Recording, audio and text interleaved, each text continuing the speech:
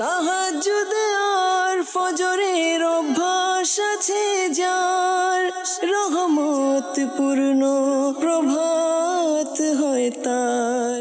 আলহামদুলিল্লাহি রাব্বিল আলামিন, আসসালাতু ওয়াসসালামু আলা সাইয়্যিদিল মুরসালিন, আম্মা বা'দু, ফাউযু বিল্লাহি মিনাশ শাইতানির রাজীম, বিসমিল্লাহির রহমানির রহিম।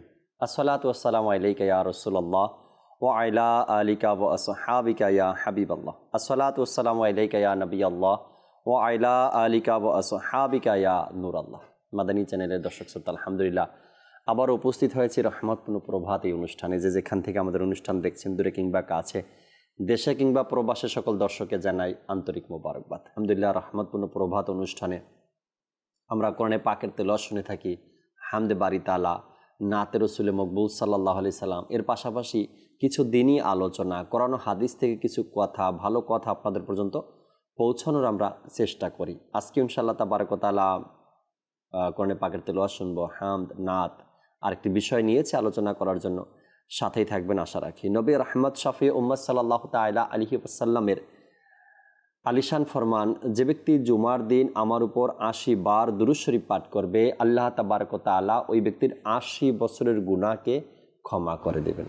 সাল্লু আলাল হাবিব সাল্লাল্লাহু তাআলা আলা মুহাম্মদ সাল্লাল্লাহু তাআলা আলাইহি ওয়াসাল্লাম। দর্শক শ্রোতা, রহমতপূর্ণ প্রভাত অনুষ্ঠানে আমরা সবসময় কোনো না কোনো বিষয় নিয়ে থাকি আলোচনা করার জন্য। আজকে ইনশাআল্লাহ তাআলা চমৎকার একটি বিষয় নিয়েছি, আপনাদের সাথে কিছু কথা বলবো, আলোচনা করবো, আপনাদের কলগুলো নিব, SMS-গুলো পড়ারও চেষ্টা করব। যে যেখানে আছি আমরা ভালো ভালো নিয়ত সহকারে অনুষ্ঠানের শুরুতে আমরা শোয়েব ভাই থেকে কোরআনে পাকের তেলাওয়াত শ্রবণ করব।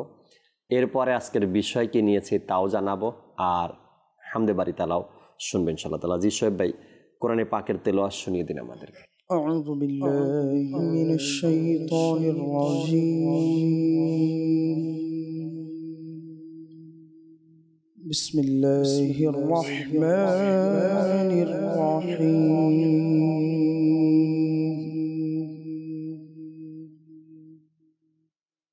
ومن الناس من يشري نفسه ابتغاء مرضات الله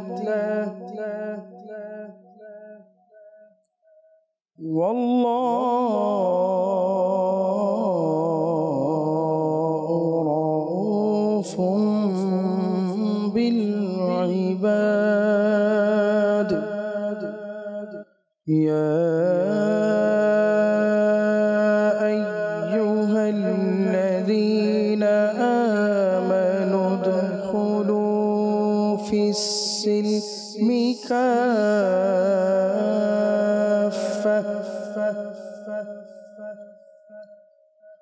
ولا تتبعوا خطوات الشيطان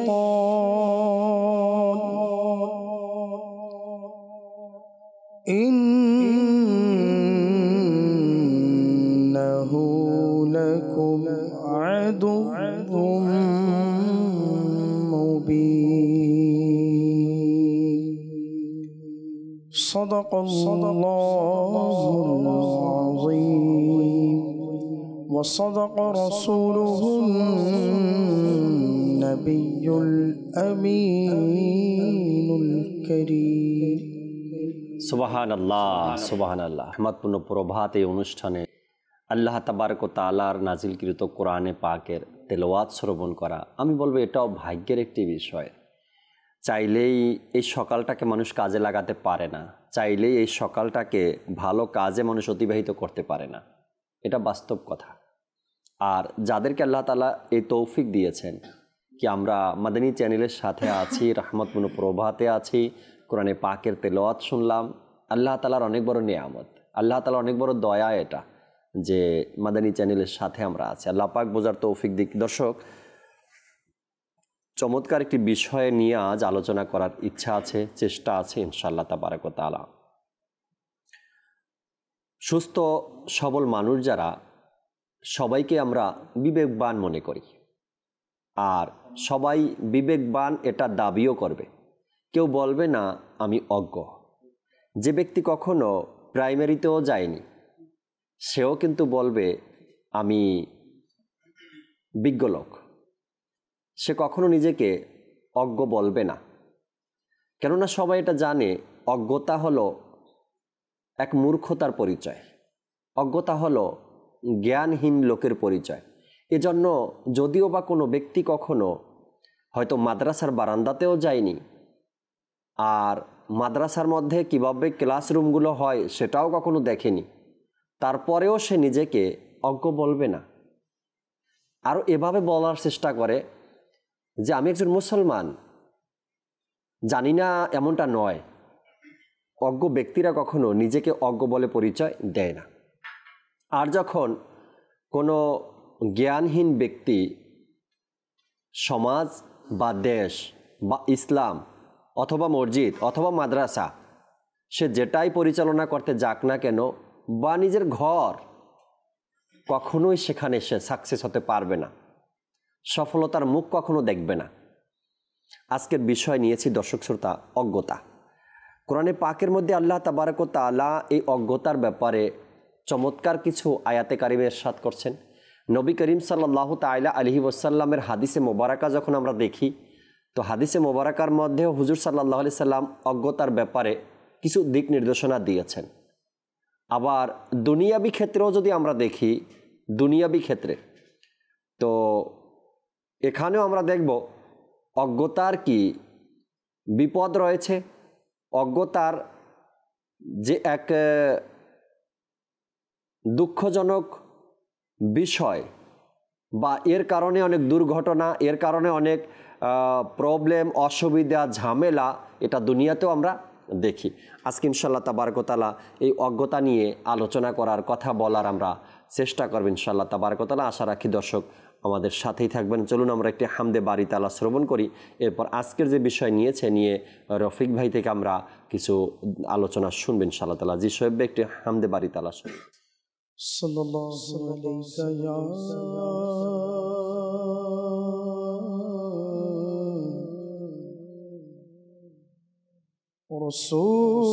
রাসূলুল্লাহ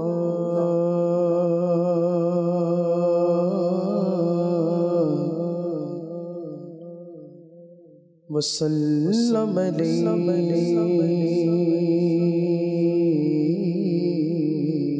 ইয়া हबीबल्लाह सरताज बकदम है तने सुल्तान ज़मन फूल, लब फूल दहन फूल, ज़क़न फूल बदन फूल, लब फूल दहन फूल, ज़क़न फूल बदन फूल। वल्लाह जो मल जाए मेरे गुल का पसीना, तो मांगे न कभी अतर, न फिर चाहे दुल्हन फूल। सल्लल्लाहु अलैका या रसूलल्लाह वसल्लम अलैका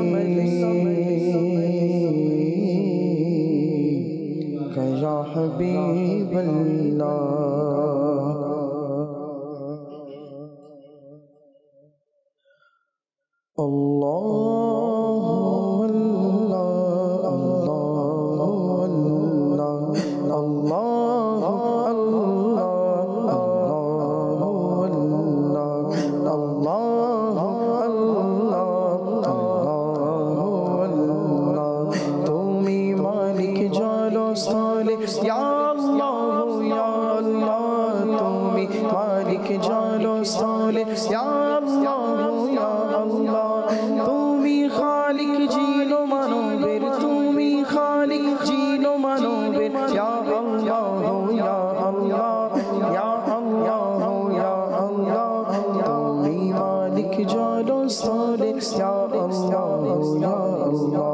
তুমি মালিক জলস্থলে ইয়া আল্লাহ ইয়া আল্লাহ আল্লাহু আল্লাহ আল্লাহু আল্লাহ আল্লাহু আল্লাহ তুমি অনন্ত তুমি অনাদি তুমি অনন্ত তুমি অনাদি খোদা তুমি সর্বজ্ঞানী তুমি অনন্ত তুমি অনাদি তুমি অনন্ত তুমি অনাদি খোদা তুমি সর্বজ্ঞানী তোমারি সত্তা ঊর্ধ্বে সকলের তোমারি সত্তা ঊর্ধ্বে সকলের ইয়া আল্লাহ ইয়া আল্লাহ ইয়া আল্লাহ ইয়া আল্লাহ তুমি মালিক জলস্থলে ইয়া আল্লাহ ইয়া আল্লাহ আল্লাহু আল্লাহ আল্লাহু আল্লাহ আল্লাহু আল্লাহ তোমার গুণগান করি সকলে চন্দ্র সূর্য বৃক্ষ পাথরে তোমার গুণগান করি সকলে তোমার গুণগান করি সকলে চন্দ্র সূর্য বৃক্ষ পাথরে তসবিহ শুষ্ক ভেজা জিনিসের তসবিহ শুষ্ক ভেজা জিনিসের ইয়া আল্লাহ ইয়া আল্লাহ ইয়া আল্লাহ ইয়া আল্লাহ তুমি মালিক জলস্থলে ইয়া আল্লাহ ইয়া আল্লাহ আল্লাহ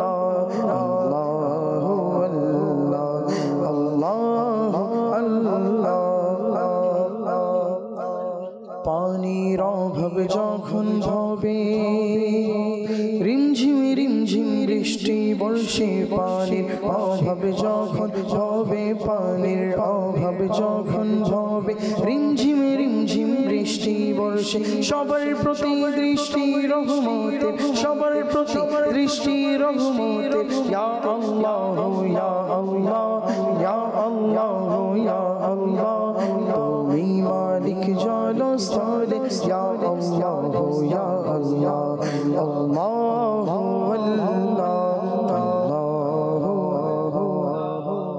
আল্লাহু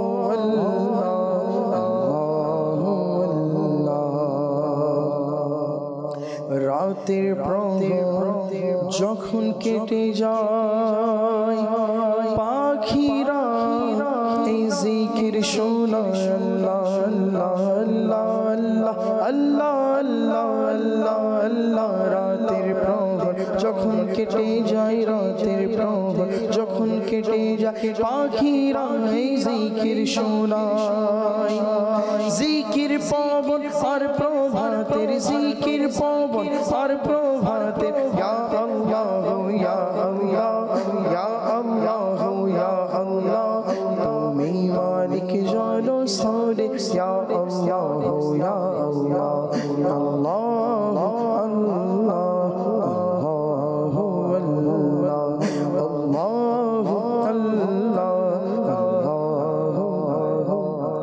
ক্ষমা করো তারিক মাওলা ক্ষমা করো তারিক মাওলা দোহাই প্রিয় নবীর খোদা খোদা ক্ষমা করো বদকারিক মাওলা মাওলা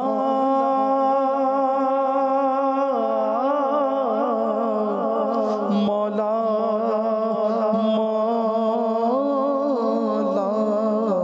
ক্ষমা করো তারিক মাওলা ক্ষমা করো বদকারিক মাওলা দোহাই প্রিয় নবীর খোদা যিনি শ্রেষ্ঠ সকল নবীদের যিনি শ্রেষ্ঠ সকল নবীদের ইয়া আল্লাহ ইয়া আল্লাহ ইয়া আল্লাহ ইয়া আল্লাহ তুমি মালিক জলস্থলে ইয়া আল্লাহ ইয়া আল্লাহ তুমি মালিক জলস্থলে ইয়া আল্লাহ ইয়া আল্লাহ আল্লাহ আল্লাহ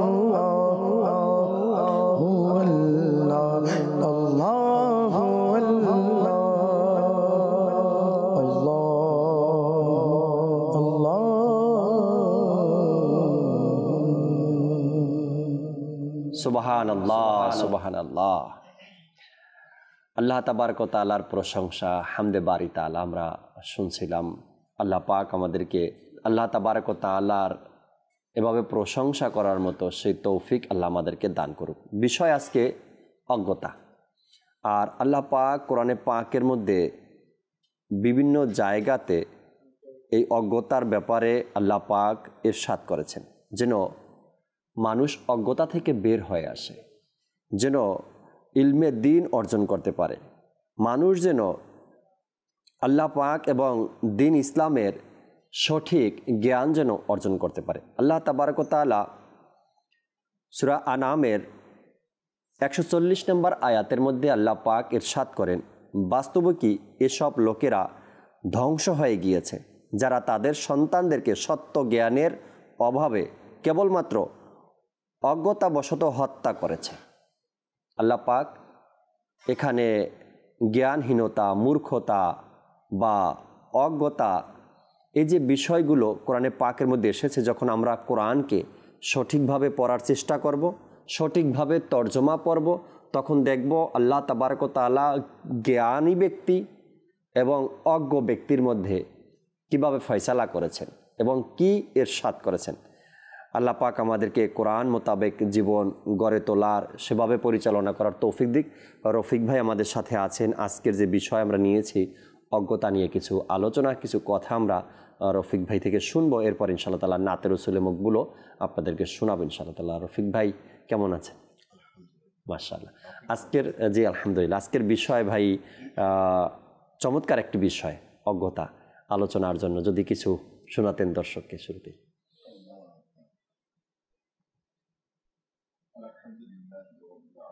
والصلاة والسلام على سيد المرسلين أما بعد।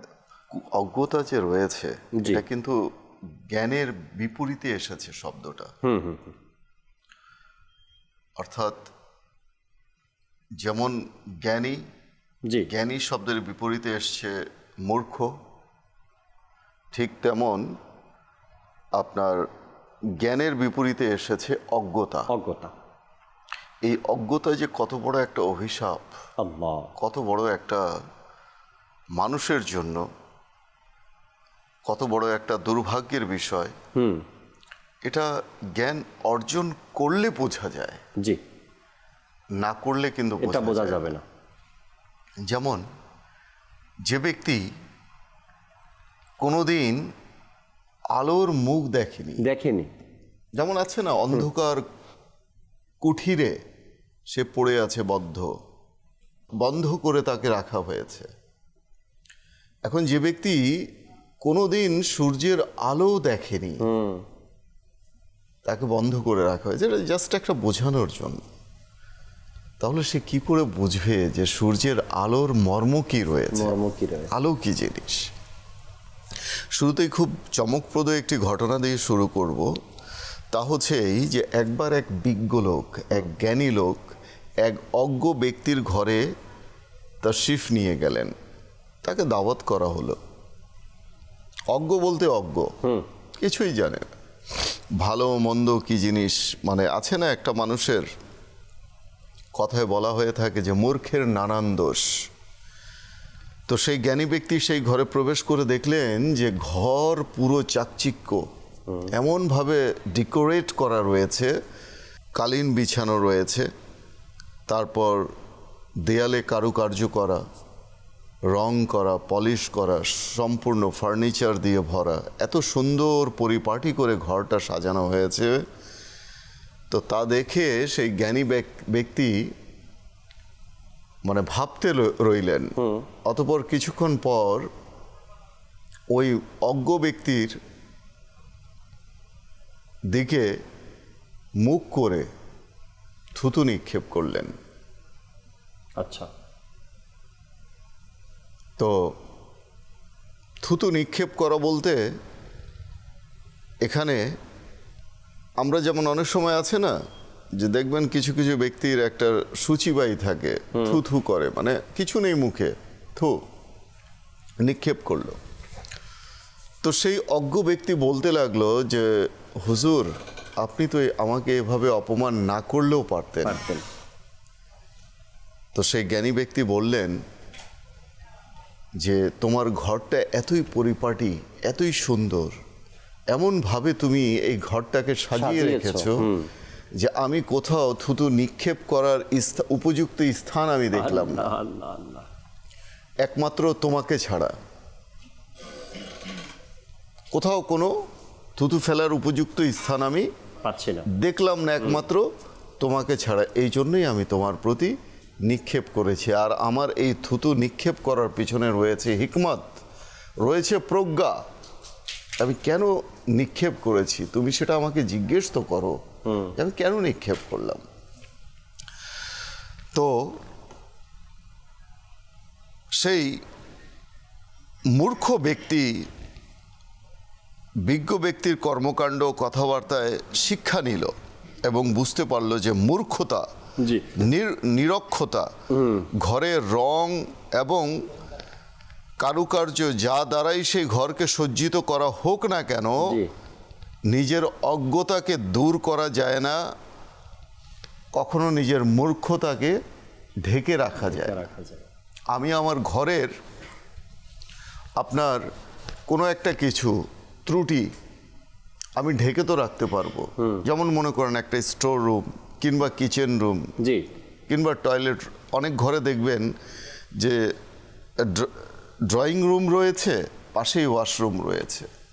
তো সেখানে এমনভাবে এমন পরিস্থিতি, ওয়াশরুম আর ড্রয়িং রুম কোনো ব্যক্তি দেখলে সেখানে বসবে না। তখন কি করে, ওখানে পর্দা দিয়ে ঢেকে রাখা হয় যেন ওয়াশরুমটা না দেখে। আমি এটা আসলে এত উপমা দিচ্ছি কি কারণে, এটা বোঝানোর জন্য যেন বুঝতে সুবিধা হয়। তো এই যে পর্দা দিয়ে সেই ওয়াশরুমের যে দুর্গন্ধ রয়েছে বা সেই ওয়াশরুমের যে দৃষ্টিকটু যে দৃশ্য রয়েছে সেটাকে ঢেকে রাখার জন্য কিন্তু পর্দাটা দেয়া হয়, কিংবা কিচেন রুম ঢেকে রাখার জন্য। ঠিক তদ্রূপ আপনি ঘরের একটা ত্রুটি আপনি পর্দা দিয়ে তো ঢাকতে পারবেন, কিন্তু নিজের অজ্ঞতা, নিজের মূর্খতা, এটা ঢাকবো আমরা কি দিয়ে? এটা কি দিয়ে ঢাকবো? আর তাই বলা হয়ে থাকে যে জ্ঞানী ব্যক্তি এবং মূর্খ ব্যক্তি কখনোই এক হতে পারে। যেমন আল্লাহ তাআলা কোরআনুল কারীমের মধ্যে ইরশাদ করছেন, কুল হাল ইয়াস্তাউইল্লাযী ইয়ালামুনা ওয়াল্লাযীনা লা ইয়ালামুন। O messenger, you say, those who know and those who do not know, are they equal?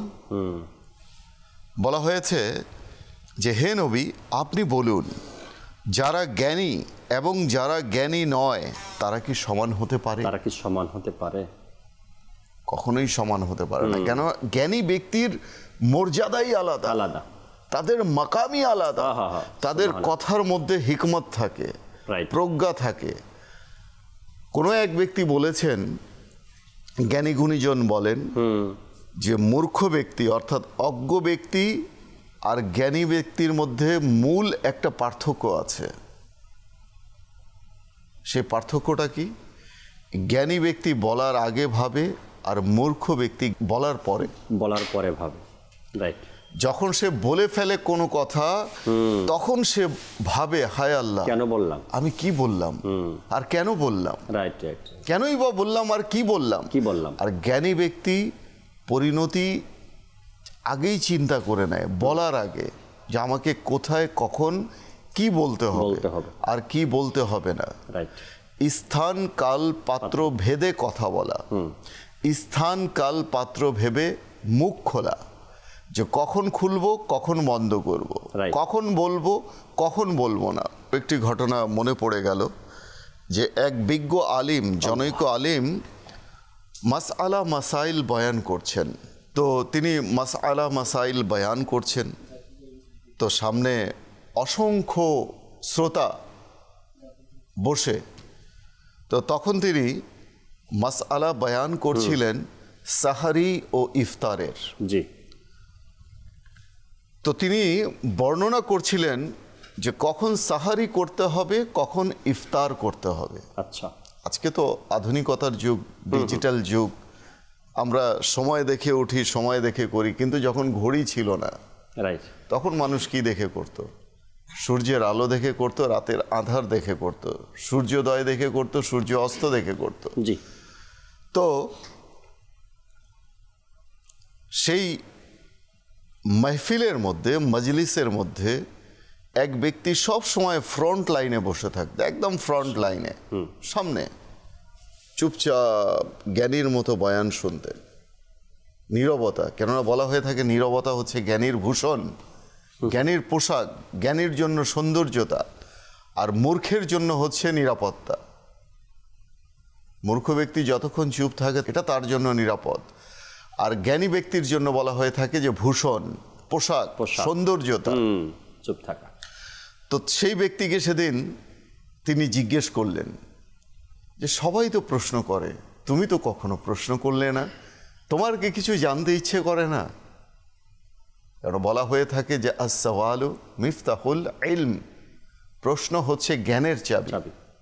আর সব ব্যক্তি জানে না যে কি করে প্রশ্ন করতে হয়। প্রশ্ন করার জন্য জ্ঞানের প্রয়োজন হয়। রাইট, কিভাবে প্রশ্ন করব, যে আমি কখন প্রশ্ন করব, কাকে করব, কিভাবে করব। Right right. How to quest, whom to quest and where to quest. Right.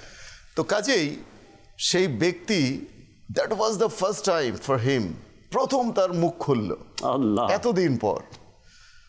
এখন বেচারা বলবে তো কি বলবে, তো জিজ্ঞেস করলে ইয়া সৈয়দি, ইয়া হজরত, আপনি যে বললেন যে সূর্য অস্ত যাওয়ার পর ইফতার করতে হয়, তো আমার একটা প্রশ্ন ছিল। বলে হ্যাঁ হ্যাঁ অবশ্যই করো না। কি প্রশ্ন? আমি তো উদ্গ্রীব রয়েছি, তুমি কখনোই প্রশ্ন করো না, সবাই প্রশ্ন করে, তুমি করো না। তো সেই ব্যক্তি বলল, হুজুর আমার মনে একটা প্রশ্ন বিদ্ধ হয়ে আছে, নক করছে আমার ব্রেনের মধ্যে, মস্তিষ্কের মধ্যে। আর সেই প্রশ্নটা হলো, আপনি যে বললেন যে সূর্য অস্ত গেলে ইফতার করতে হবে, তা আমার প্রশ্ন হলো হুজুর, সূর্য যদি কখনো অস্তই না যায় তাহলে ইফতার করব কিভাবে? আচ্ছা। তখন সেই জ্ঞানী ব্যক্তি বললেন, সেই হুজুর বললেন, হজরত বললেন, মাওলানা বললেন, যারে নাদান, আরে মূর্খ, আমি তো ভেবেছিলাম তুমি অনেক বড় জ্ঞানী, তোমার জন্য তো এটাই কল্যাণ ছিল যে তুমি মুখই না খুলতে, তুমি চুপই থাকো, তুমি নিশ্চুপই থাকতে। জি জি, এটাই তোমার জন্য কল্যাণ ছিল। মানে এটাও কোনো প্রশ্ন যে কখনো যদি সূর্য অস্তই না যায় আমি ইফতার করব কি করে? হ্যাঁ, সত্যি কথা, এই প্রশ্নটা ছিল একদম নবান্ত। যদি সূর্য নাই ডুবে তো আপনার রোজা আর কি দরকার, আপনি কতক্ষণ বেঁচে থাকবেন? অবান্তর একটা প্রশ্ন। হ্যাঁ। তো কাজেই প্রশ্ন করার জন্য জ্ঞানের প্রয়োজন। রাইট। কোথায়, কখন, কিভাবে আমি প্রশ্ন করব। আচ্ছা, কোরআনে পাকে সূরা রাদের মধ্যে আল্লাহ তাআলা 16 নম্বর আয়াতে তিনি জ্ঞান ও অজ্ঞতা সম্পর্কে এভাবেই পার্থক্য নির্ণয় করতে গিয়ে ইরশাদ করেছেন, মানে আমাদেরকে বোঝাতে গিয়ে ইরশাদ করেছেন যে হে নবী, আপনি বলুন, অন্ধ ও চক্ষুষ্মান লোক কি এক হতে পারে? যারা অন্ধ আর যারা চক্ষুষ্মান, যারা দেখতে পায়, যাদের দৃষ্টি শক্তি আছে, তারা কি এক হতে পারে? আল্লাহ আল্লাহ। আলো ও আধার কি এক হতে পারে? কখনোই আলো ও আধার এক হতে পারে না। জ্ঞানী লোকদের আল্লাহ তাআলা উচ্চ মাকাম দান করেন। যেমন ইরশাদ হচ্ছে যে তোমাদের মধ্যে যারা ঈমানদার এবং যাদের জ্ঞান দান করা হয়েছে, আল্লাহ তাআলা তাদের সুউচ্চ মর্যাদা দান করবেন। সূরা মুজাদালা। সুবহানাল্লাহ। যে আল্লাহ তাআলা ইরশাদ করছেন যে তোমাদের মধ্যে যারা ঈমানদার এবং যাদেরকে জ্ঞান দান করা হয়েছে, আল্লাহ তাআলা তাদের সুউচ্চ মাকাম দান করবেন। এই যে সুউচ্চ মাকাম, এটা কিন্তু অজ্ঞ ব্যক্তিদের জন্য বলা হয়নি, মূর্খ ব্যক্তিদের জন্য বলা হয়নি, বলা হয়েছে কাকে? জ্ঞানী ব্যক্তির জন্য। জ্ঞানী ব্যক্তি। একবার শয়তান মসজিদের গেটে এসে দাঁড়িয়ে আছে, প্রবেশ করবে কিন্তু করতে পারছে না, ইতস্ততা ফিল করছে, হেজিটেশন ফিল করছে।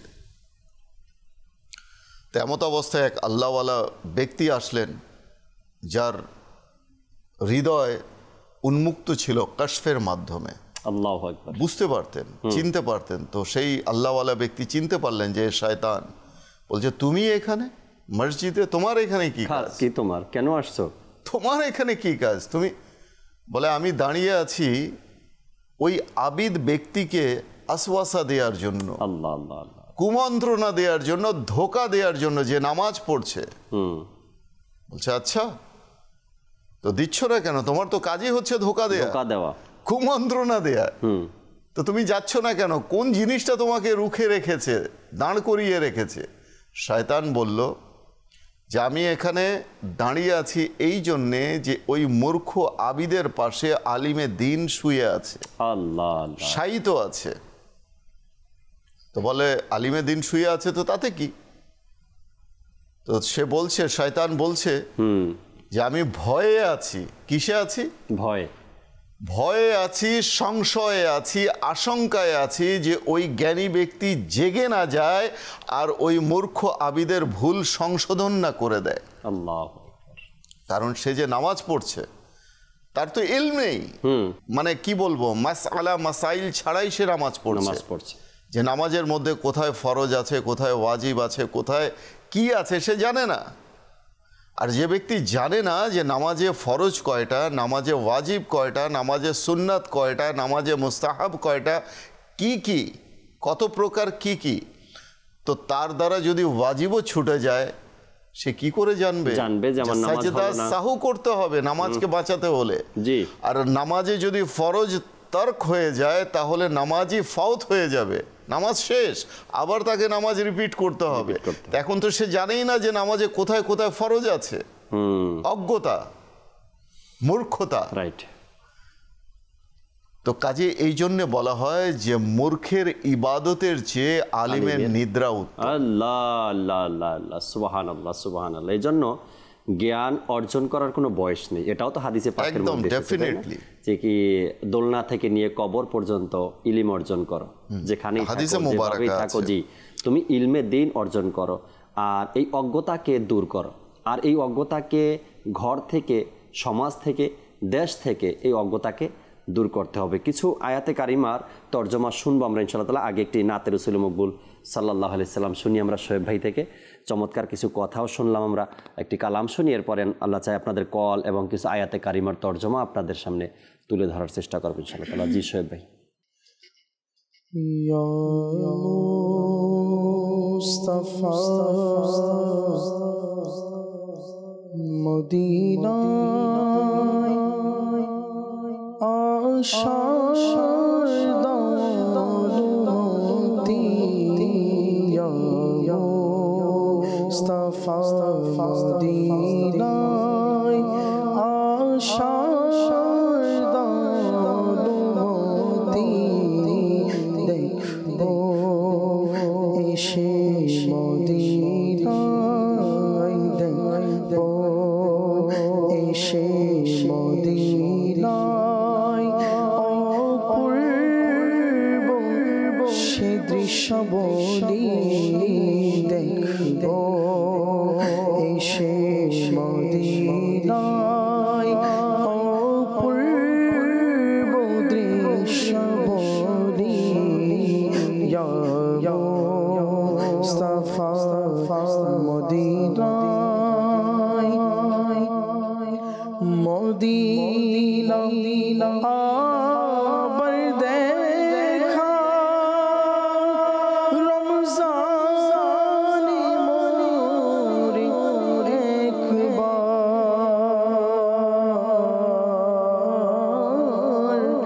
মদিনা মোরে দেখা রমজানে আবার একবার, আলিশান দারে মেহমান, আলিশান দারে মেহমান, বানানা প্রিয় নবী, আলিশান দারে মেহমান, বানানা প্রিয় নবী, ইয়া মুস্তাফা মদিনায় আবার কান্নারত এসে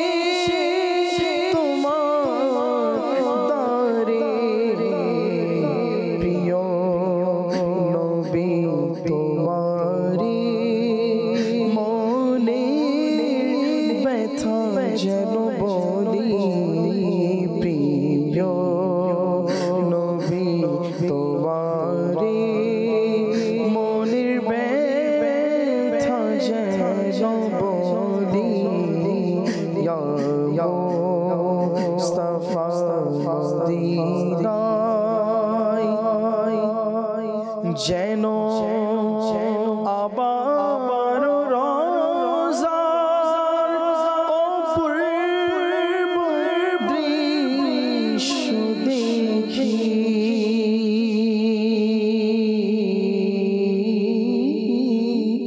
যেন আবার রোজার অপূর্ব দৃশ্য দেখি, প্রিয় নবী মদিনায়, প্রিয় নবী মদিনায় আশার অনুমতি, প্রিয় নবী মদিনায়, প্রিয় নবী মদিনায় আশার অনুমতি, ইয়া মুস্তাফা মদিনায়,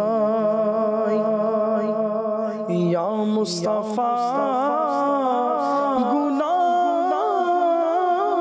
গুনাহের অভ্যাস যেন ছুটে যায়,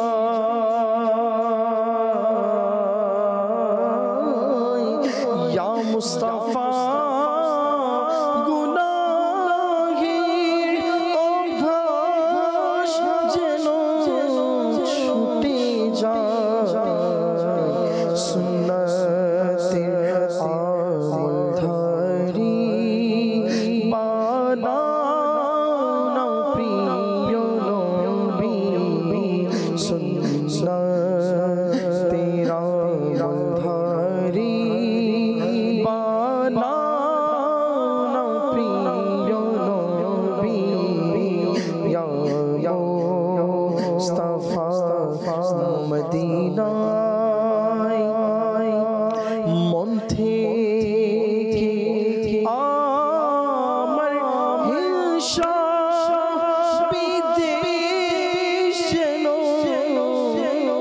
মুছে যায়,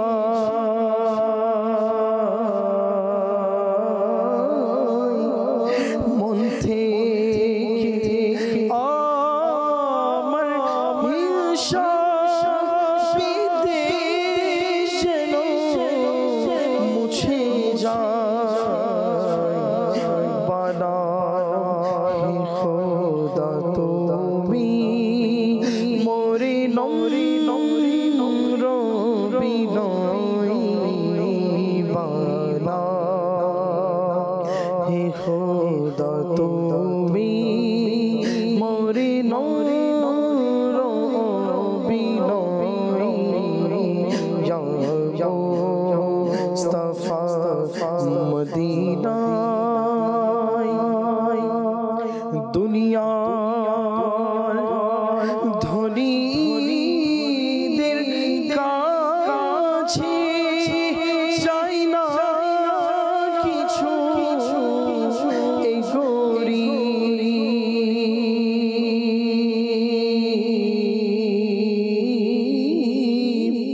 দুনিয়ার ধনীদের কাছে চাই না কিছু, এই গরিব এই ভিখারি তোমারি কেবল হে প্রিয় নবী,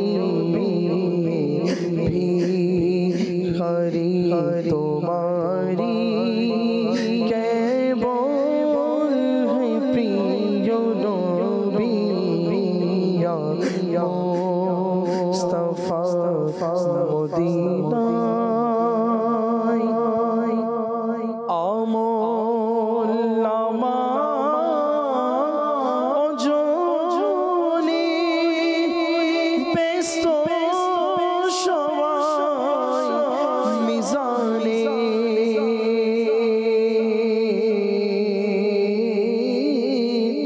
আমল নামা ওজনে ব্যস্ত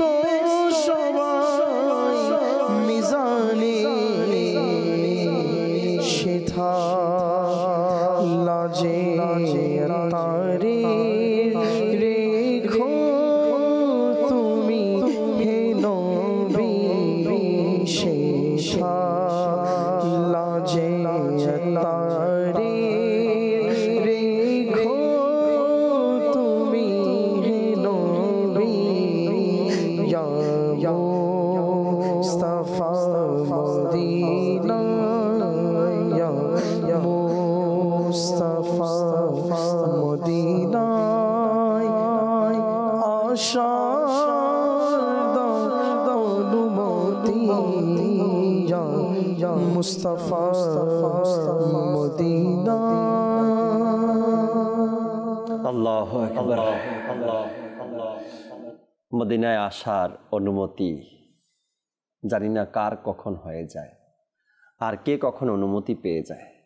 আল্লাহ পাক আমাদেরকে বারবার সোনার মদিনায় যাওয়ার আদবের সাথে হাজির দেওয়া সে তৌফিক আল্লাহ আমাদেরকে দান করুন। দর্শকের কিছু কল আছে আমাদের সাথে, কলগুলো আমরা শুনি, এরপরে আবার আলোচনায় ফিরবেন ইনশাআল্লাহ তাআলা। জি, কল শুনিয়ে দিন। আমার নাম মোহাম্মদ নুরুল ইসলাম। আমি মাদানী চ্যানেলের একটা ভক্ত। আমি সবসময় মাদানী চ্যানেলটা দেখি, আমার ভালো লাগে, আমার জন্য একটু দোয়া করবে। মাশাআল্লাহ, আল্লাহ পাক কবুল করে নিক, আল্লাহ পাক ভালো রাখুক আপনাকে। দোয়া করে আপনার জন্য সবসময় মাদানী চ্যানেলের সাথেই থাকেন। পরবর্তী কল দেন। আমি মোহাম্মদ ইমন হোসেন। আমাকে একটি নাতের রাসূল শুনিয়ে দিন। चमक से चमकाते हैं चमकाने वाले, मेरा दिल भी चमका दे चमकाने वाले। मेरा दिल भी चमका दे चमकाने वाले। শোয়েব ভাই সাথে আছেন, চমৎকার একটি কালাম, মাশাআল্লাহ। শোনাবো ইনশাআল্লাহ তাআলা, সাথেই থাকুন। পরবর্তী কল দেন। আমার নাম হলো শহীদুর রহমান। আপনাদের চ্যানেল আমি দেখি, আর এই চ্যানেলটার জন্য আমি প্রায় মানুষকে আমি বলে থাকি মোবাইলে, মানে ইউটিউবের মাধ্যমে বহুত কিছু জানতে পারা যায়। আমার পরিবার বর্গকে নিয়ে আমি এটা দেখতে থাকি। দোয়া করবেন আমার জন্য। Medina Medina. আল্লাহ পাক আপনাকে ভালো রাখুক, আপনার পরিবারের সবাইকে আল্লাহ ভালো রাখুক। এভাবেই সবসময় আমাদের এই চ্যানেলের সাথে থাকবেন আশা রাখি। পরবর্তী কল দেন। আমি গাইবান্ধা থেকে বলতেছি। আমি একটি নাতের রাসূল লিখতে চাই, সেটি হলো কার লাগে কান্দরে মন, কার লাগে বান্ধ। কার লাগিয়া কান্দরে মন, কার লাগিয়া বান্ধ, দুটি নাতেরও অনুরোধ চলে আসছে ইনশাআল্লাহ তাআলা, আমরা চেষ্টা করবো শোনানোর জন্য। পরবর্তী কল দেন। আমি জামালপুর জেলা দেওয়ানগঞ্জ থেকে বলছি। আমি এই চ্যানেলটা দেখতেছি, ফ্যামিলি বর্গে আমি এই চ্যানেলটা দেখি, সবসময় খুবই ভালো লাগে। মাশাআল্লাহ মাশাআল্লাহ। আল্লাহ পাক আপনার ঘরের সবাইকে ভালো রাখুক, ফ্যামিলির সবাইকে আল্লাহ সুস্থ রাখুক। মাদানী চ্যানেলের সাথেই থাকবেন আশা রাখি ইনশাআল্লাহ তাআলা। পরবর্তী কল দেন। নারায়ণ, আমি একটি নাদের রাসূল নিতে চাই। নাদের রাসূলটি হলো জীবনে হবে কি তোমার দিদার ইয়া রাসূলুল্লাহ। জীবনে হবে কি তোমার দিদার ইয়া রাসূলুল্লাহ। আরো একটি কালামের অনুরোধ, সাথেই থাকুন, শোনাবো। পরবর্তী কল দেন। আমার নাম মেহেদি হাসান ওয়ালিদ। আমি পঞ্চগড় জামাপাড়া থেকে আরজ করছিলাম। আমি সবসময় মাদানী চ্যানেল দেখি, আমার খুব ভালো লাগে। জাকির আঙ্কেল, আপনারা সবাই কেমন আছেন? আমি একটি নাচ শুনতে চাই, সেটি হলো নাতের রাসূল লিখছি আমি সবুজ গম্বুজ দেখে দেখি। সুবহানাল্লাহ সুবহানাল্লাহ। আল্লাহ পাক ওই সকল কলম, ওই সকল যারা লেখেন তাদেরকে কবুল করে নিক, যারা সবুজ গম্বুজ দেখে দেখে কালাম লিখতে পারে। সুবহানাল্লাহ। আমরা গোলামরা যদি লিখতে না পারি, তারপরও সবুজ গম্বুজ যখন চোখের দৃষ্টিতে পড়ে, অর্থাৎ যখনই সশরীরে সেখানে উপস্থিত হওয়ার মতো তৌফিক মিলে, কমপক্ষে সেই কালামগুলো শুনতে তো পারি। আল্লাহ তাআলা তৌফিক দান করুক ইনশাআল্লাহ তাআলা। আপনার এই কালামটিও আমরা চেষ্টা করব শোনানোর জন্য। একটু পরে শোয়েব ভাইকে আবারও সময় দেব, অনুরোধের কালামগুলো আমাদেরকে শোনাবেন। আমরা আলোচনা শুনছিলাম অজ্ঞতা নিয়ে। আল্লাহ পাক কোরআনে পাকের মধ্যে বিভিন্ন জায়গাতে এই অজ্ঞতা, মূর্খতা কাদের সাথে তুলনা করছেন আল্লাহ পাক, এবং অনেক সময় অনেক জাতিকে গোত্রকেও অজ্ঞতা বা মূর্খতা বলে আল্লাহ তাআলা ঘোষণা করেছেন। যেমন সূরা মায়েদার 16 নম্বর আয়াতে পাকের মধ্যে আল্লাহ তাবারক ওয়া তাআলা ইরশাদ করেছেন, আল্লাহ এর মাধ্যমে তাদেরকে পথ প্রদর্শন করেন যারা তার সন্তুষ্টি অনুযায়ী শান্তির ও নিরাপত্তার পথে চলে, আর তাদেরকে তার নির্দেশে কুফরি ও অজ্ঞতার অন্ধকার থেকে বের করে ঈমান ও হিদায়াতের আলোর দিকে নিয়ে যান এবং তাদেরকে সরল পথের হেদায়াত দিশা দান করেন। আল্লাহ পাকের ইরশাদে কারিমা। এবং সূরা মায়েদার 50 নম্বর আয়াতে আল্লাহ তাআলা ইরশাদ করেন, তারা কি অজ্ঞতার যুগের বিধান চায়? আর বিশ্বাস স্থাপনকারীদের সম্প্রদায়ের জন্য নির্দেশ দানে আল্লাহর চেয়ে উৎকৃষ্ট কে হতে পারে। এরপরে আল্লাহ পাক অন্য এক জায়গাতে ইরশাদ করেছেন, আর তাদের অধিকাংশই অজ্ঞতায় আচ্ছন্ন, আর তাদের অধিকাংশই অজ্ঞতায় আচ্ছন্ন। এরপর আল্লাহ তাবারক ওয়া তাআলা কোরআনে পাকের অন্য এক জায়গাতে ইরশাদ করেছেন যে বাস্তবে কি এসব লোকেরা ধ্বংস হয়ে গিয়েছে যারা তাদের সন্তানদেরকে সত্য জ্ঞানের অভাবে কেবলমাত্র অজ্ঞতাবশত হত্যা করেছে এবং আল্লাহর উপর মিথ্যা অপবাদ রচনা করে সেসব হারাম সাব্যস্ত করেছে। এরপর আল্লাহ তাবারক ওয়া তাআলা কোরআনে পাকের সূরা নাহলের 25 নম্বর আয়াতে পাকের মধ্যে ইরশাদ করেন, এসব কিছু এজন্য বলে যে যাতে কিয়ামত দিবসে তারা নিজেদের খারাপ কাজের সম্পূর্ণ বোঝা বহন করে এবং সেসব লোকদেরও কিছু বোঝা বহন করে যাদেরকে নিজেদের অজ্ঞতার মাধ্যমে তারা গোমরা করেছে। জেনে রেখো এ খুবই মন্দ বোঝা যা বহন করছে। এরপর আল্লাহ তাবারক ওয়া তাআলা একই সূরায় 119 নম্বর আয়াতে পাকের মধ্যে ইরশাদ করেছেন, বাস্তবে কি আপনার প্রতিপালক সেসব লোকদের জন্য যারা অজ্ঞতার মাধ্যমে ভুল করেছে এরপর তওবা করেছে।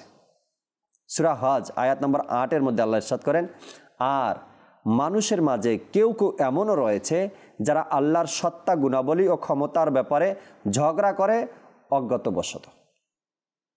সূরা মুমিনুনের মধ্যে আল্লাহ পাক 54 নম্বর আয়াতের ইরশাদ করেন, সুতরাং আপনি তাদেরকে কিছু কালের জন্য তাদের অজ্ঞতা ও গুমরাহিতে ছেড়ে দিন। আল্লাহু আকবার। সূরা রুম আয়াত নম্বর 29 মধ্যে আল্লাহ তাবারক ওয়া তাআলা ইরশাদ করেছেন, বরং যারা অন্যায় করেছে তারা অজ্ঞতাবশত ও পথ নির্দেশহীন নিজেদের কুপ্রবৃত্তির অনুসরণ করে। এরপরে অন্য এক জায়গাতে কোরআনে পাকের মধ্যে আল্লাহ তাআলা ইরশাদ করেছেন, যারা অজ্ঞতা উদাসীনতায় পরকাল বিস্মৃত। তো এই যে আল্লাহ তাবারক ওয়া তাআলা অজ্ঞতা নিয়ে, মূর্খতা নিয়ে, জ্ঞানহীনতা নিয়ে কোরআনে পাকের বিভিন্ন জায়গাতে নির্দেশ দিয়েছেন অথবা আমাদেরকে পথ দেখিয়েছেন যে তোমরা যদি মূর্খ অর্থাৎ জ্ঞান অর্জন না করো তোমাদের দ্বারা এই কাজগুলো সংগঠিত হবে। এই কোরআনে পাকের আয়াতের মধ্যে রয়েছে ঝগড়ার কথা। যারা ঝগড়া করে মূলত তারা জ্ঞানী না। যারা আত্মসাৎ করে মানুষের সম্পদ তারা মূলত জ্ঞানী না। যারা লুটপাট করে তারা মূলত জ্ঞানী না।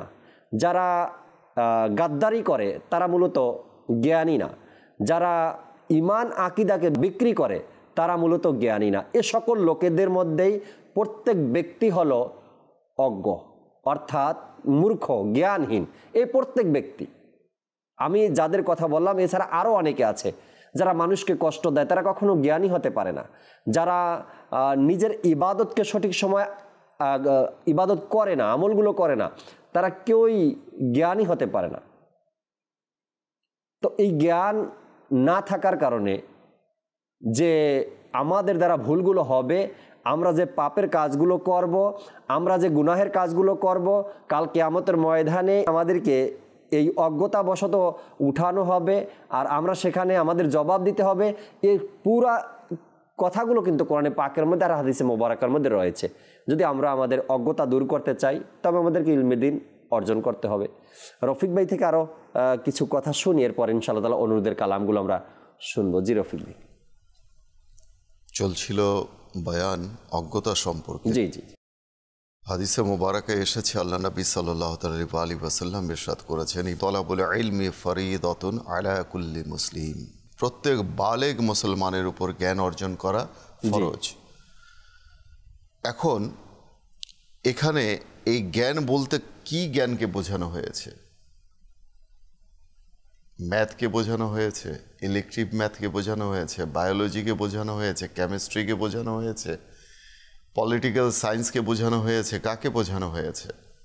জি, মূলত এখানে জ্ঞান বলতে শরীয়তের জ্ঞানকে বোঝানো হয়েছে, ইলমে দ্বীনকে বোঝানো হয়েছে, কোরআন ও হাদিসের জ্ঞানকে বোঝানো হয়েছে। একজন মুসলমানের উপর আল্লাহ তাআলা কি কি হুকুম, কি কি বিধানাদি এবং তার রাসূল সাল্লাল্লাহু আলাইহি ওয়াসাল্লামের নিয়ম অনুযায়ী কীভাবে পালন করা যায় তা জানার কথা হুকুম দেয়া হয়েছে। না জানলে গুনাহ হবে তাও উল্লেখ করা হয়েছে। নামাজের মধ্যে অনেক সময় ভুলে যাই জাকির ভাই যে আমি কি 3 রাকাত পড়লাম না 2 রাকাত পড়লাম।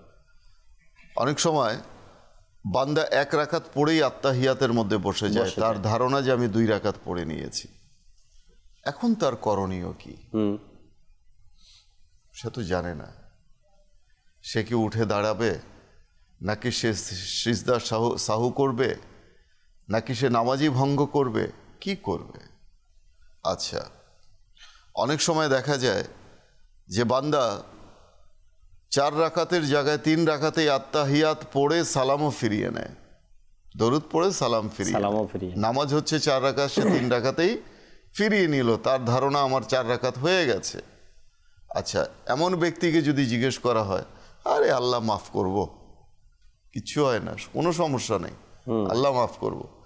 ভাই, আল্লাহ মাফ করবে ঠিক আছে, আপনার অনেক বড় সুধারণা আল্লাহ তাআলার প্রতি, কিন্তু আল্লাহ রাসূল যে ইরশাদ করেছেন যে প্রত্যেক মুসলমান, বালেগ মুসলমান নরনারীর উপর জ্ঞান অর্জন করা ফরজ, সেটার কি হবে?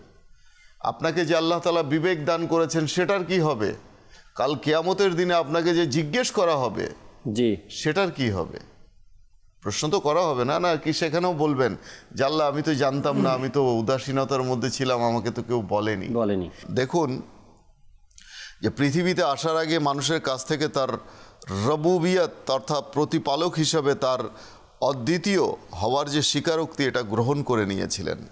আল্লাহ তাআলা ইরশাদ করেন যে স্মরণ করো তোমার প্রতিপালক আদম সন্তানের পিঠ থেকে তার বংশধরকে বের করেন এবং তাদের স্বীকারোক্তি গ্রহণ করেন এবং বলেন আলাস্তু B রব্বিকুম ক্বালু Bala, am I not your Lord?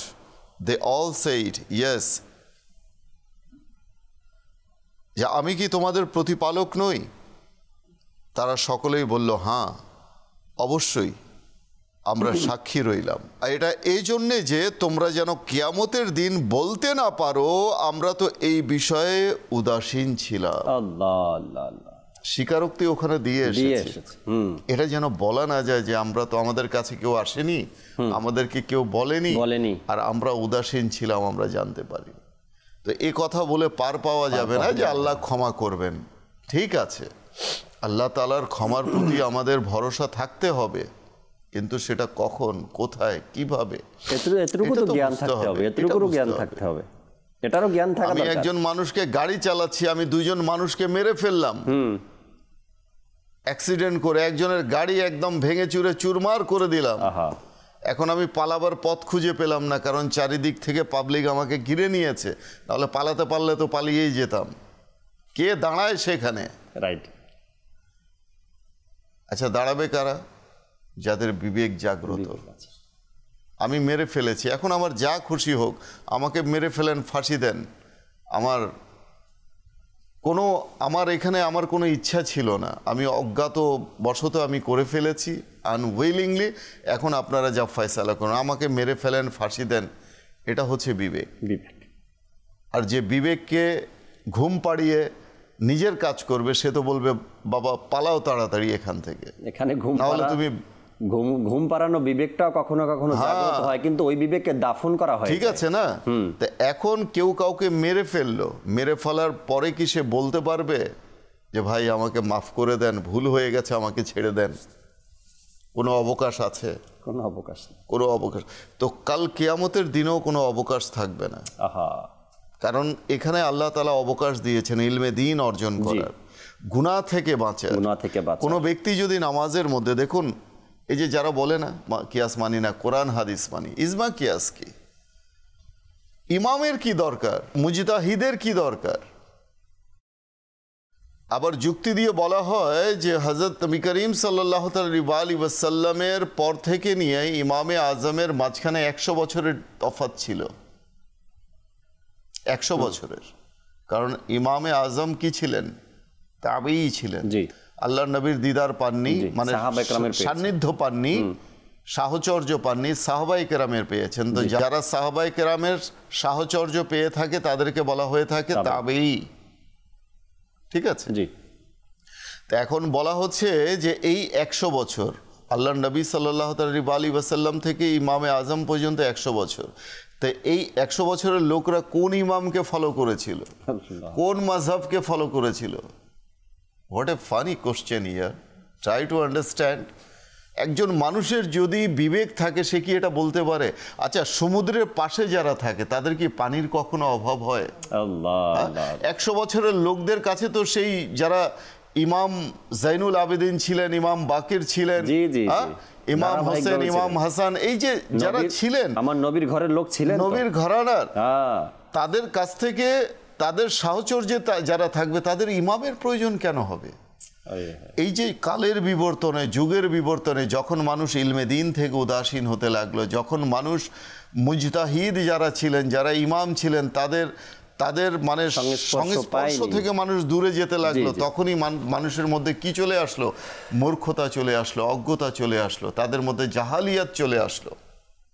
ধীরে ধীরে মানুষের কাছে মাসলা মাসাইল পরিবর্তন, ইমামে আজমের মতো ইমাম এর আবির্ভাব হলো। আল্লাহু আকবার।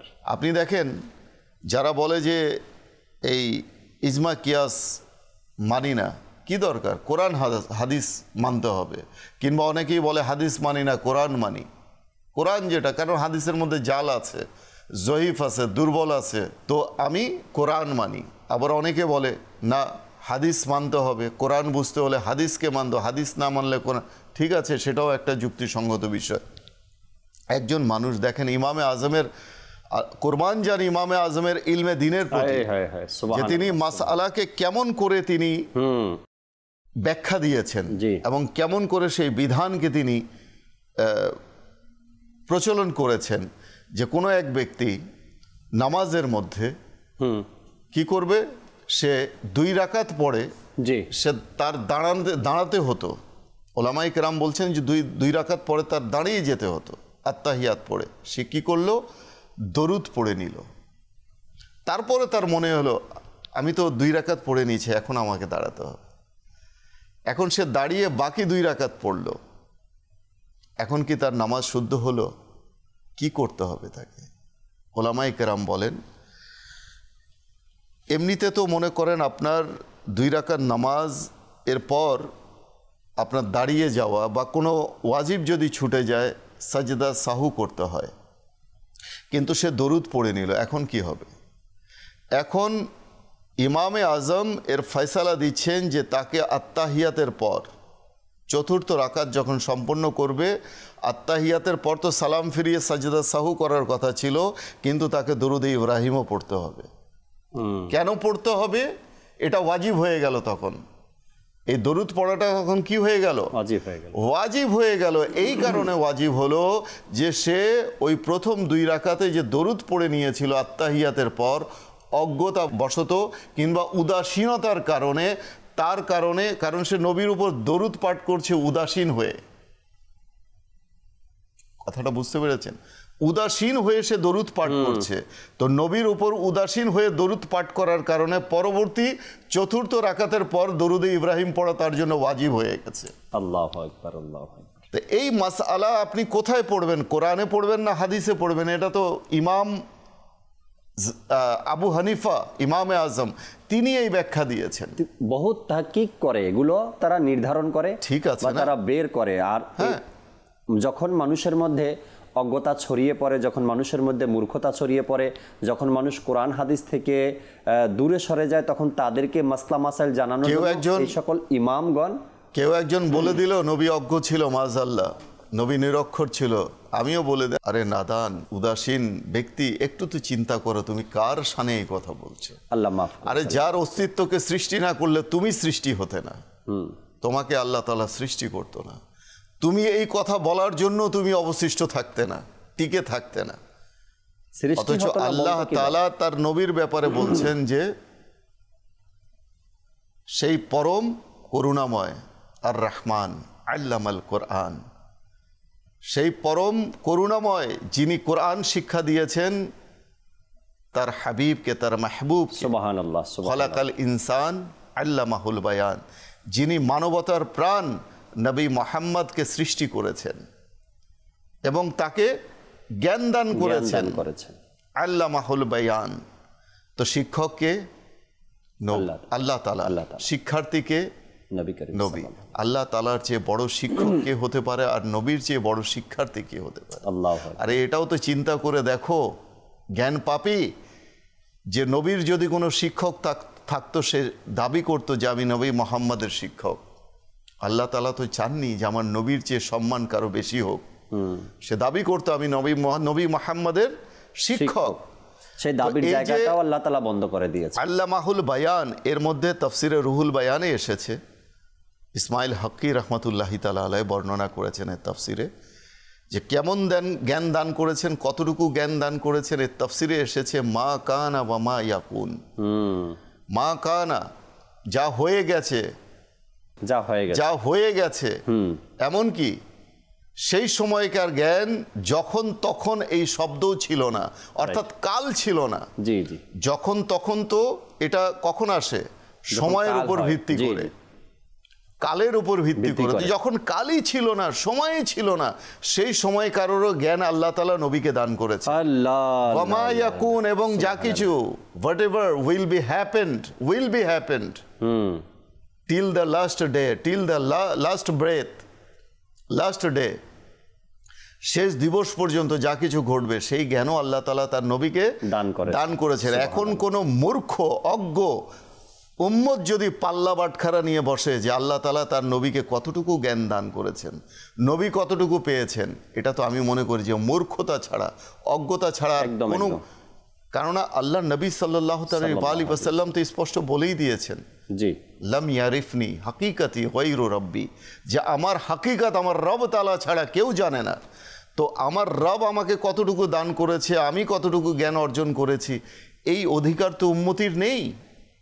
আল্লাহর নবী কতটুকু জ্ঞানের মালিক, এই জ্ঞানটুকু যাচাই করার, এটা হচ্ছে ধৃষ্টতা, এটাই হচ্ছে বেয়াদবি।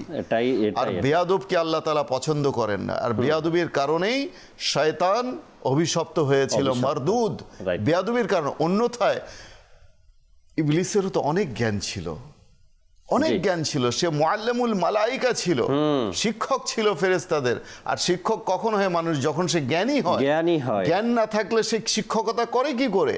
আর তার ইবাদতের কথা বলবেন, ইবাদত তার এত ছিল যে সে এত সিজদা করেছে, তার সিজদাকে যদি জমিনের বুকে বিছিয়ে দেয়া হয় পিঁপড়া চলার জায়গা থাকবে না, ওলামায়ে কেরাম বলেন। তাহলে তার জ্ঞানেও অভাব ছিল না, আমলেও অভাব ছিল না, তাকওয়াতেও অভাব ছিল না, খোদা ভীরুতায় অভাব ছিল না। অভাব ছিল কিসে? আদবের মধ্যে। রাইট। হ্যাঁ, এই জন্য বলা হয়ে থাকে আদব সে বনতি হ্যায় জান্নাত और जहन्नम भी। अदब से बनती है जन्नत और जहन्नम भी, ये खाकी अपनी फितरत में ना नूरी है ना नारी। যে এই যে মানবীয় যে শরীর, মাটির দেহ, এটা এর মধ্যে নিজস্ব কোনো স্বকীয়তা নেই যে সে জান্নাতে যাবে নাকি জাহান্নামে। তার এই দেহটা মূল্যবান হয়েছে কিসের কারণে? আদবের কারণে, আমলের কারণে, আখলাকের কারণে। আমার মধ্যে যদি আদব আখলাক যদি না থাকে, তাহলে এই দেহের কোনো মূল্যই নেই। এই দেহ এবার জাহান্নামে যাক আর জান্নাতে যাক। তো কাজেই মানুষের যে অজ্ঞতা রয়েছে জাকির ভাই, জি, এটা হচ্ছে অনেক বড় একটা অভিশাপ।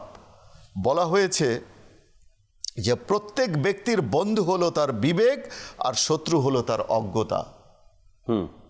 তো এখন বিবেক কখন শানিত হবে? যখন আপনি ইলমে দ্বীন অর্জন করবেন। অন্যথায় একটা লোহার ছুরিকে আপনি ফেলে রাখলে সেটাতেও তো জং লেগে যাবে, সেটা আর ব্যবহারের উপযুক্ত থাকবে না। তো বিবেক তখনই শানিত হবে যখন আপনি ইলমে দ্বীন অর্জন করবেন।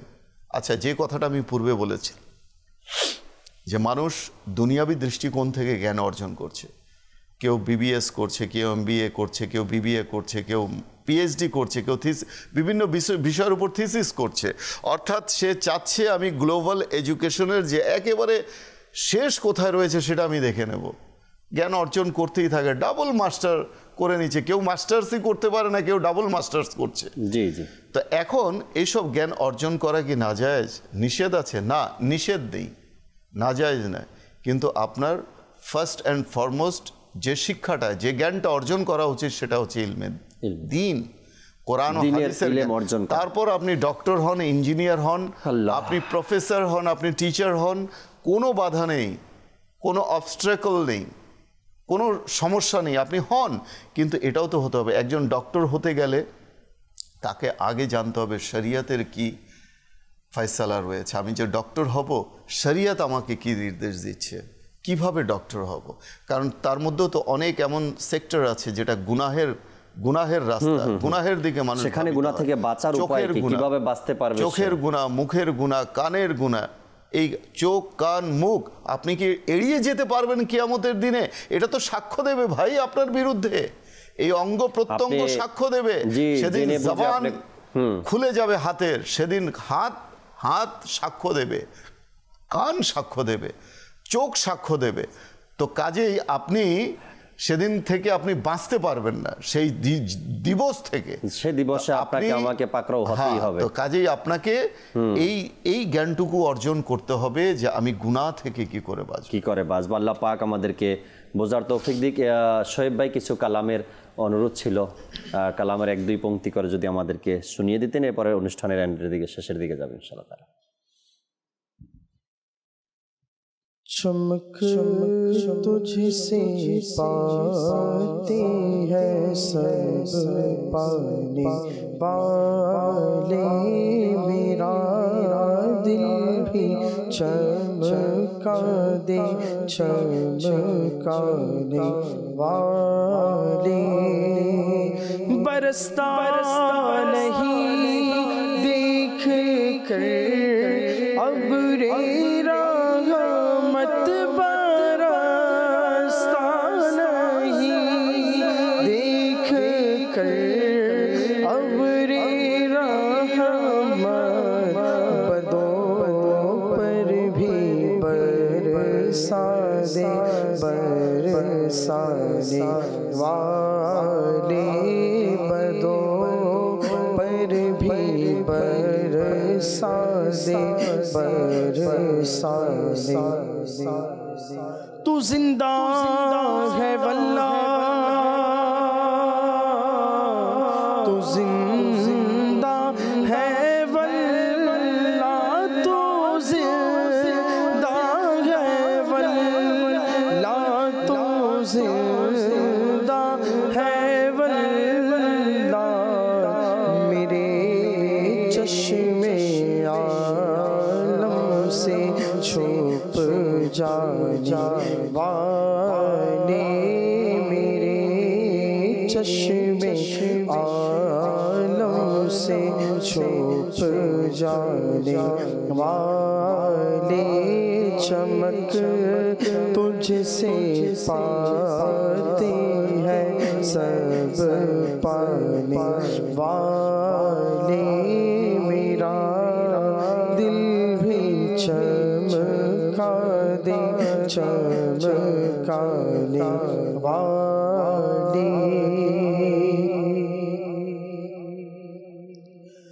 জীবনে হবে কি তোমার দিদার ইয়া রাসূলুল্লাহ, জীবনে হবে কি তোমার দিদার ইয়া রাসূলুল্লাহ।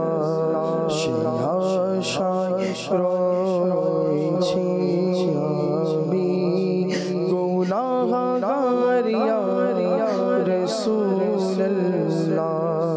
পৃথিবীর যে দিকে তাকায় দরদি তোকে না, পৃথিবীর যে দিকে তাকায় দরদি তোকে না। জানি যে তুমি দরদি দের সরদার ইয়া রাসূলুল্লাহ। জগতে তুমি দরদি দের সরদার ইয়া, তোমারি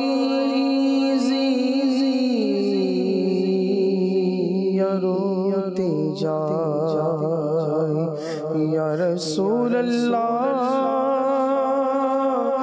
या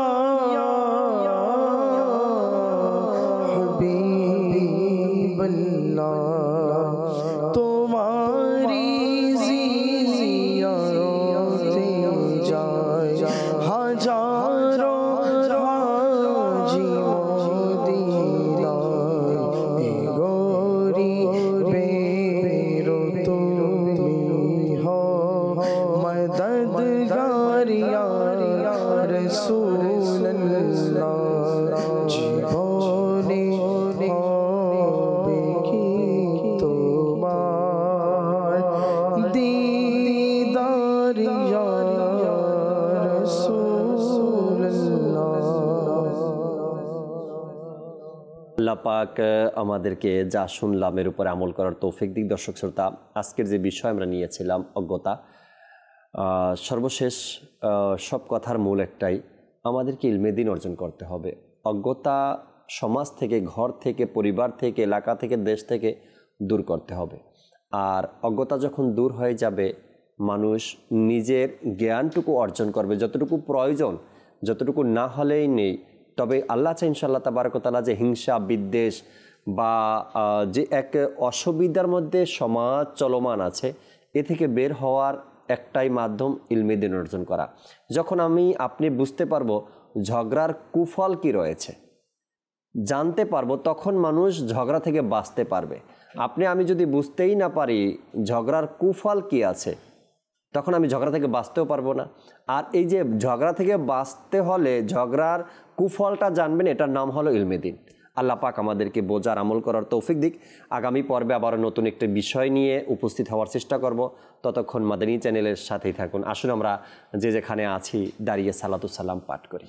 मुस्तफा जानी रहमत पेला खो सलाम शमाए बज़ में हिदायत पेला खो सलाम शहर यारे इरम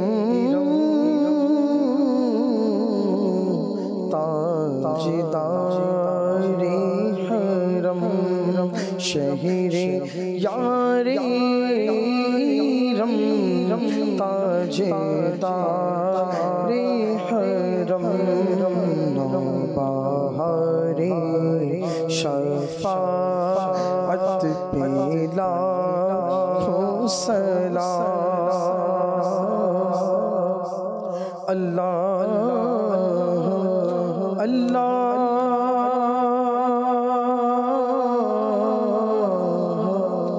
वो बचपने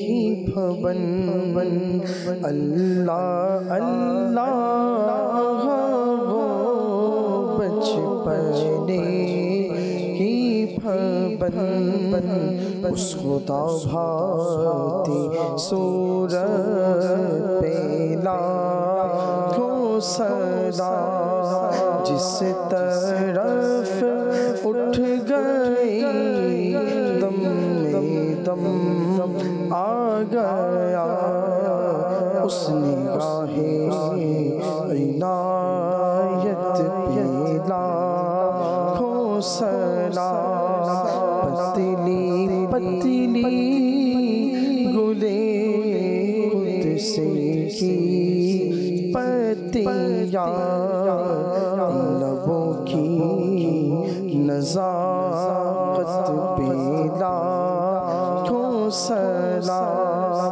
एक मेरा ही रहमत पेता शाह की सारी उम्मत पेला खो सला काश महशर में जब उनकी आमद हो और भेजे सब उनकी उनकी शौकत पे लाखों सलाम। तुम मुझसे खिदमत के कूद सी कहे हर रज़ा मुस्तफ़ा जाने रहमत पे लाखों सलाम। शाह बज़ में हिदायत पे लाखों सलाम। सलातु वस्सलामु अलैका या रसूलल्लाह, सलातु वस्सलामु अलैका या हबीबल्लाह, सुब्हानक अल्लाहुम्मा व बिहम्दिका ला इलाहा इल्ला अंता अस्तगफिरुका व अतूबु इलैक।